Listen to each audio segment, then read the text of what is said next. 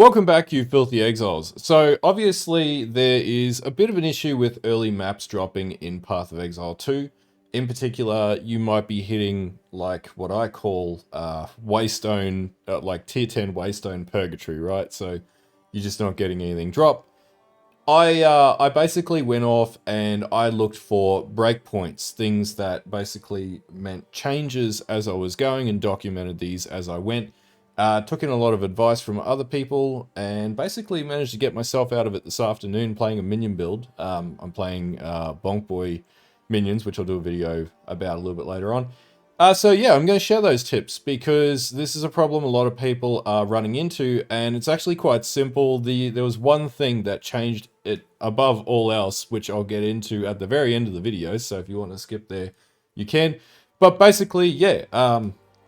Hopefully this video helps you get out of the map crisis that you're in. I started getting a lot more maps dropping, and I'm able to now move on to like tier 11 through to tier 13 and whatnot, and progress through my tier 10 rungs, which is good. The only limitation is my build, which I need to just farm more currency. The other thing that came from this was more currency drops as well, funnily enough, and we'll talk about that. The reasons for the changes I made, or the changes that I did make, annoy me somewhat because it's quite unfair for players who don't have the capacity in their gear to be able to do it. But anyway, let's talk about it. And also, if you haven't subbed to the channel just yet, don't forget to hit the button down below. Anyway, let's get into the video. Okay, so tip number one is around efficiency. So first of all, make sure your hideout is within an arm's length. Think of like if your coffee is in an arm's length with you, the same as, you know, the way that you set your hideout out. So for example, with my map device, right, I just go straight to my map device. My stash is right here. I've got Doriani here as well, which I use to basically refund points or, you know, whatever else I might need, and potentially buy or sell maps, but you know, that's not good right now. And then I also have the disenchanter right next to my character as well, basically, which allows me to disenchant everything. And this leads us into the next point that I'm going to talk about. But beyond this point, this also allows you quick access to maps, quick access to absolutely everything. You go straight to your device and bing, bang, boom, you're back into the map and you continue farming away. So this is like the very first thing. So get your efficiency in your map layout set up so that you can quickly navigate with minimal movement in between. Basically, in your next click, you're going to go either into a map, disenchant, or into your stash, or sell goods, whatever it might be. I don't worry so much about the reforging station or the salvage bench because you can disenchant, but salvage bench is only good if you've got like stuff socketed into stuff anyway. But yeah, anyway, that's tip number one. Okay, so the next tip starts to dig into why we want the disenchanter right next to us, and it is because of what you should start picking up in maps. So one of the biggest mistakes that I was making is I wasn't able to recraft my maps very efficiently because I didn't have enough Regal Orbs. I was running out, and I was like, well, why am I running out? Well, I was running out because in my mindset, in Path of Exile 1, you wouldn't necessarily pick up rare items because, quite frankly, they were useless unless they were at a good base. Usually you just get a good base and then you craft it, right? In Path of Exile 2, not the case. Path of Exile 2 forces you to do things by necessity that usually would be unnecessary if, for example, the drop rate on Regal Orbs was better, okay? So basically then, you're going to be doing what's very similar to what used to be called the Chaos Recipe. Pick up all rare items when you're mapping, and that means every rare item is this way. You got 6 portals, even though you got 1 life, and then basically trade them in, right? Now, when you get into higher tier maps, keep an eye out for like 30% resistance rolls, like multi 30% resistance rolls, 25 to 30% movement speed, things like that, plus gems, things, all those sorts of things are good things to look out for. I don't necessarily worry too much about Magic Find. Sorry, not Magic Find. I don't worry too much about like magic items, but as you can see, just from doing one run, and in fact I have a little more, I can sustain my Regal Orbs on my maps by simply just trading these items back, and then I can compile them back into the stack, bam, and you know, there's a weird glitch with that.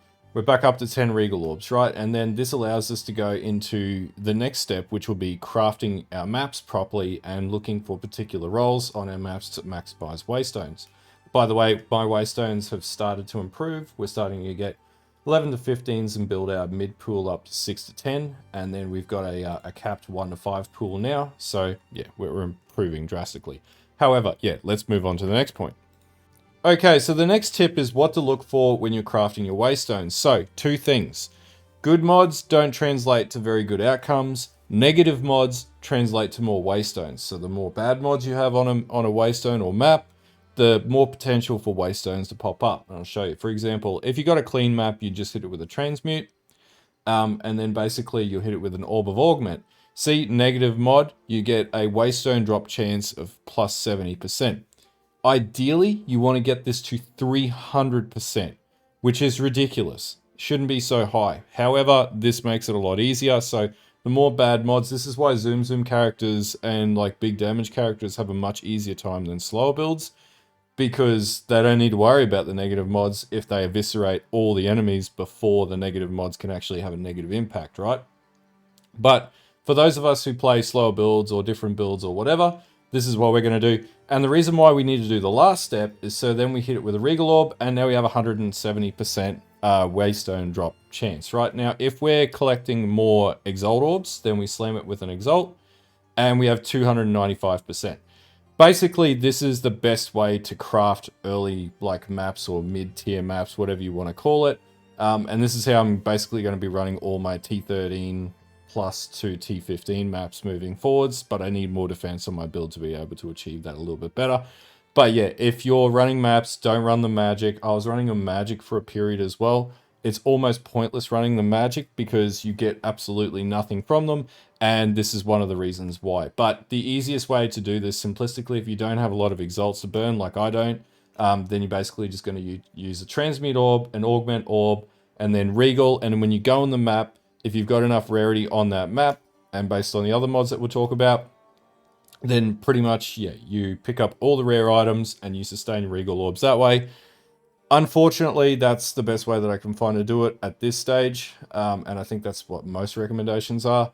It's a little tedious and, quite frankly, really slow, but yeah, it's just the best way to do it currently to sustain at least early maps, and this will get your early map drops increasing, and so you start to build your map pool, and then if you run out, you can just come back, do like with your better maps, you can come back and do more basic maps, collect more currency this way, and then rinse and repeat. But this is working for me currently. Okay, so now we come to the actual atlas when we're doing maps, right? And so I'm not going to go through what the key is. If you want to know what the key is, it's a little eye in the corner. You can hit it and it'll pull up the map legend, right? And it'll toggle it on screen if you don't know what everything is. The other thing to look out for on the atlas is corruption zones. So this is going to give you better mods on your maps as well. So where you can possibly do them. The other thing are lost towers. Now you're going to use precursor tablets to mod them up, but for now we don't have any to test. You want to basically hit a precursor emblem into every single tower that you're doing. Now, when you're doing your map rotation, I would recommend, number one, don't use your good maps on lost towers. Use like T1 maps or really crappy maps on lost towers. Number one. That way you don't burn your good maps on lost towers where there's not going to necessarily be many mods. Like they have mods, but the run is too short. It's a waste of time. Don't waste your good maps on this. I was doing this to get completion. Then I realized this was really dumb because you're losing the opportunity to play the modifiers. So first thing, number one, go for the towers in the zones. So before I do any of these boss nodes here, for example, bosses are a really good target mechanic. We'll talk about that in a moment. But yeah, target the towers, go through every other node around to pick up the towers where you can without touching the boss nodes if you can possibly do it. This will then allow you to use precursor tablets to juice the bosses up. You want to try and do this, maybe think of it in like quadrants. So like you want to hit all these towers, there's the sort of zones in between, and then juice up all the bosses and then do the bosses very last, because bosses are where the sweet nougat is, you know, that's where you're going to get the drops from. But that's basically the strategy I started doing. So just to recap, hit your lost towers, do T1 maps or low tier maps and lost towers, even like T5 maps are fine. Don't burn your good maps early on. Get that precursor tablet into the lost tower, and then go back and then start slamming your boss nodes. Now, the next thing that you want to keep an eye out for are these corruption zones. So, for example, you can see they have a corruption node over the top. If you can juice within here, this is going to significantly increase the amount of stuff that's going to drop and or the potential for loot that's going to hit in these maps.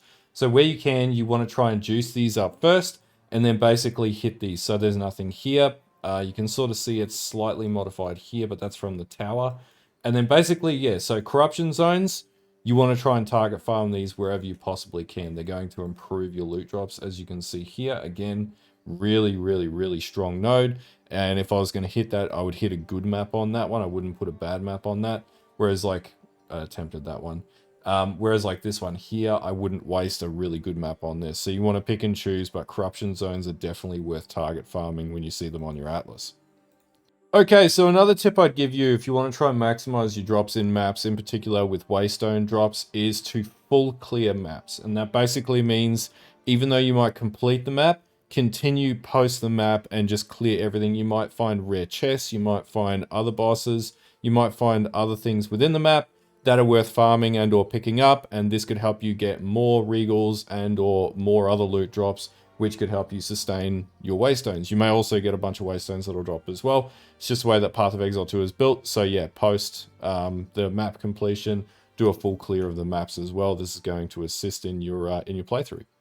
Okay, and this brings me to my very last point, which is the one that annoys me the most about Path of Exile 2 right now. So, rarity. In particular, rarity of items found. You will need this on gear. What I actually found after like, I think like it would have been easily 10 hours of farming endgame up to T10. I hit a flat, just like a plateau. The second I put on a golden charm, which is looks like a frog sort of thing, it gives you like 20% rarity. And the second that I put on 20% rarity on my build, I started to actually see better map drops coming out, or waystone drops coming out of my maps, essentially. So I doubled that down. I'm at like, what's that, 64% rarity. If you can get it up over 100, you notice a considerable increase in currency, like raw alchemy orbs dropping, raw jeweler's orbs dropping, everything like that. The power that comes from rarity is ridiculous. Like I had a divine orb drop after I started changing rarity gear in. I had a divine orb drop after like hours and hours and hours and hours and hours, like, you know, probably the last 70 hours, no divines, or probably 100 and something hours, no divines. I had a divine orb drop magically as I started to spec into rarity on my gear, which unfortunately is a position I have to take now. But yeah, if you can afford to fit any rarity into your build whatsoever, this is the difference between not getting map drops I found and getting map drops. Now, the obvious thing is you want to hit boss nodes where you can. This is going to increase the probability as well because of the number of rolls. Difficulty, yeah, that's great. You can roll 300% waystone all you want without any rarity on your gear. It just totally hinders your ability to progress. Again, this is why people were having a lot less issues, because they're rolling rarity. So if you're stuck and you're unsure as to why your drops are not really occurring or really bad, it's because you don't have enough rarity on your gear. And unfortunately, I'm going to have to advise here, you got to put rarity on your gear. You're going to have to give something up, whether it be HP, ES, whatever it is, because if you want stuff to drop, you're going to have to invest into rarity gear. Unfortunately, right now, rarity gear is really expensive because of this, and I hope mechanically this is adjusted out of the game, and or they do something to increase the native rarity drop rates on things, because right now putting rarity into gear is just like really boxing us into a corner, and I don't like it. Anyway, that's my 7th tip that I've got. Okay, so some of these things might seem like they're really simple, but if you're not doing them, it definitely hinders your ability to progress. The game is quite punishing. The one thing I also didn't say in the tips as well is with league mechanics, don't do them straight away. Complete the map first, then do the league mechanic. At least then if you brick the league mechanic, you won't brick your map. The completion is worth so much more than just the league mechanic, and quite frankly, like the one that I like the most right now is ritual, but even there's things where they spawn in weird spots and stuff like that, you know, are a little bit frustrating. And there's also the random, you know, one hits and off screening, all the rest of the stuff, which hopefully gets patched out sooner than later. But anyway, hopefully some of these tips help you improve your situation with getting maps and getting out of map hell. Usually where it plateaus is about tier 9 to tier 10 is what I found, is where you just like you hit a total limit. and you just like get weird drops. For people who are like, oh, I had no issues, 100, nearly 100% would guarantee they've got rarity on their gear. And that is the reason why they're not having issues. Even if they blindly did it without thinking about it, that's probably why they're having a better run than someone who's not running rarity. Because generally with older Path of Exile players, we tend to overthink gear, and we don't think rarity is a big thing, because in the past, we would just juice our map and then that would be it, right? We thought stronger gear is going to translate to being able to do harder content. We're going to get better drops that way. Unfortunately, in Path of Exile 2, that's sort of right, but rarity is just weighted so much more from what I can see. Just from the small changes in T10, I started getting like 11 and 13 and 12 and 10 map drops, right, at tier levels. And it's just wild how much like 20 to 40% changes that dynamic. And that right now I don't think is very well balanced. And whether or not you like rarity in games, I think it's a bit over the top. Well, it's not a bit, it's way over the top right now. It's also why like, you know, Sork players are just blasting, because the build's so strong, you can afford to put rarity in every part of your gear, roll out with 200 to 300% rarity, and literally just profit. If you want to know how they're doing it, that's basically how they're doing it. Right now, it's causing a bit of a convex in the market, because those players are dominating the market and dumping everything for a div, which is making it quite unaffordable for the players who are at a bit of a disadvantaged, slower pace coming into the game a bit later. And this is one of the problems with non-balance and the way that the market system works. But anyway, is what it is. All right, anyway, if you like this video, don't forget to like and sub to the channel, to the Twitch and all the rest of the stuff that's in the description below. And I will see you guys later on. Have a good one.